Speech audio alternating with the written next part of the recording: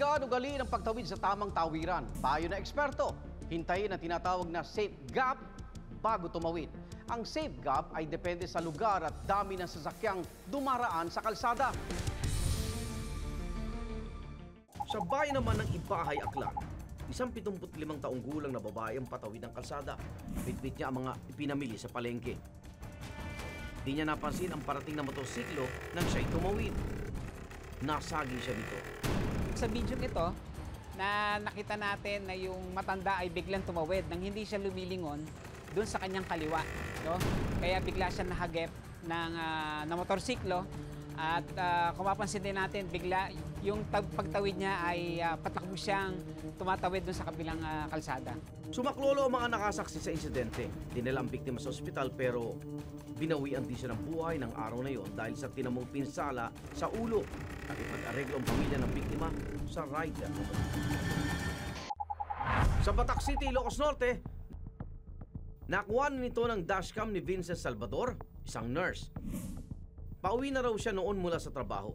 Sa video, isang 55 taong gulang na lalaki ang tumatakbong patawid ng kalsada. Ay kay Vincent, malayo pa lang ay nakita niya ang lalaki kaya bumisina na siya. Pero nagpatuloy raw ang lalaki sa pagtawid. Nabangga ni Vincent ang lalaki. Umampas ang biktima sa windshield, dahilan para mabasag ito. Inalalayan ni Vincent ang biktima at dinala niya ito sa ospital na kanyang pinagtatrabahuhan. Lumabas sa pagsuri ng doktor na may severe hearing loss o pagkabingi sa parehong tenga ang lalaki. Nakainom din siya ng araw na yun. Nagtamo siya ng mga gasgas. Pinawi rin siya ng doktor matapos obserbahan. Igan, paulit-ulit na paalala, tumawid sa tamang tawiran. Kung walang pedestrian lane, overpass o footbridge sa lugar, pinapayo ng eksperto na hintayin ang tinatawag na safe gap. Safe gap o safe space kung saan pagtatawid tayo ay malayo yung pagitan ng mga sasakyan na pwede tayo makarating dun sa kabilang bahagi ng kalsada. Ayon sa eksperto, ang pinakaligtas na distansya mula sa mga paparating na sasakyan ay 30 metro o katumbas ng 5 hanggang 6 na sasakyan mula sa inyong kinatatayuan. Distansyang ito, mas mabibigyan ng pagkakataon ng mga sasakyan na makita ang mga pedestrian para makapagminor o makapagpreno. May ilang bahagi naman ng kalsada na ligtas pumwesto habang naghihintay na tumawid. Dari ang tinatawag na curve. Kung mapansin nyo dun sa bangketa, di ba meron yung pinakabato, bangketa, yung bago magbabay na tawag kasing curve, no? Na kung saan merong ayun nagbibigay ng pagitan ng tao doon sa sinasakop na kalsada ng sasakyan. Dito maaari maghintay ng sasakyan o tumigil kung tayo'y tatawid. Sa pagtawid naman sa mga abalang kalsada, nariyan tinatawag na pedestrian refuge. So meron tayong mga ilang kalsadang ganon na nakita ko na. Mapansin nyo, ito yung mga itsura na center island siya, tapos mayroong pagitan, no? Na kung saan doon pwedeng magpahinga at tumigil pansamantala yung mga tao.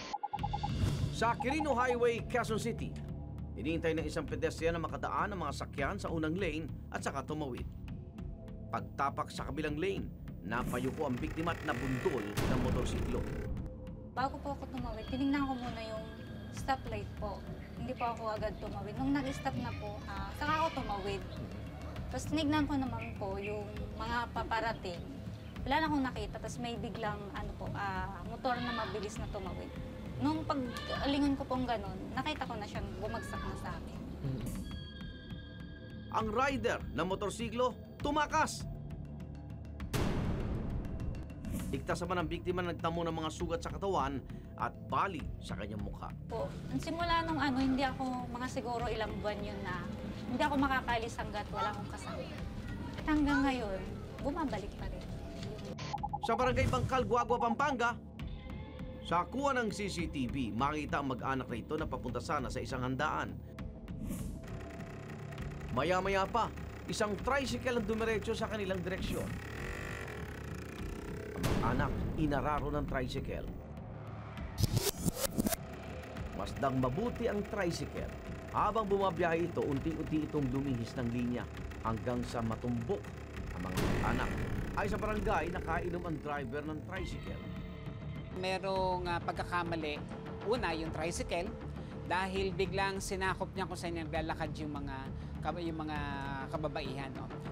Sa bahagi naman ng pedestrian, yung mga naglalakad sa tabi ng kalsada, meron din silang mali doon dahil hindi lang nakikita yung mga parating na sasakyan. No? Kasi kung maglalakad tayo sa tabi ng kalsada, dapat nakikita natin yung mga parating na sasakyan na kung sakaling tayo mabubundal, makakaiwas pa tayo, no? Na maaaring gumilid sa gilid ng kalsada. Ligtas naman ang mga biktima. Sa huli, nagkasundo rin ang dalawang panig.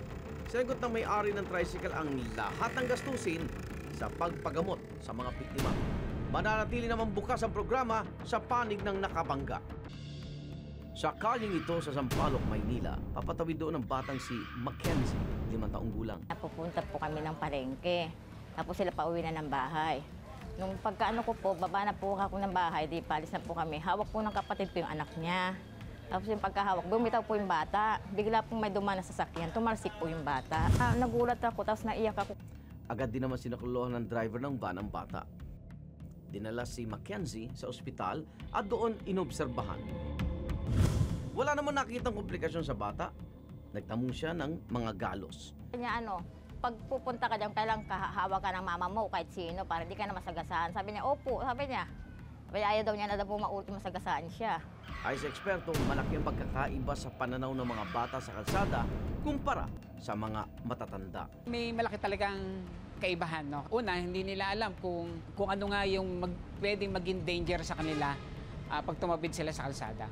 Importante na dun sa batang 5 years old and below, na tayo mga magulang mismo ang nagpapaalala, nagbibigay ng guidance, nagpapaunawa, at makita rin tayo, no, in terms of bilang modelo, paano ba natin pinapakita ang tamang pagsunod sa batas at tamang pag-unawa ng mga danger ng kalsada natin.